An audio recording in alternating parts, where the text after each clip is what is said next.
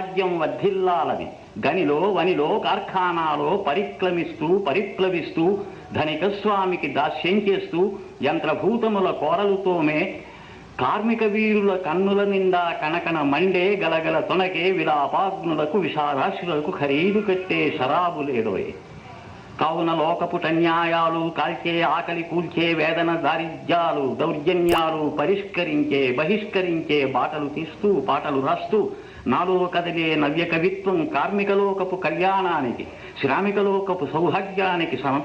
సమర్పణంగా సమర్చనంగా త్రిలోకాలలో త్రికాలాలలో శ్రమైక జీవన సౌందర్యానికి సమానమైనది లేనే లేదని కష్టజీవులకు కర్మవీరులకు నిత్యమంగళం నిర్దేశిస్తూ స్వస్తివాక్యములు సంధానిస్తూ స్వర్ణవాద్యములు సంరావిస్తూ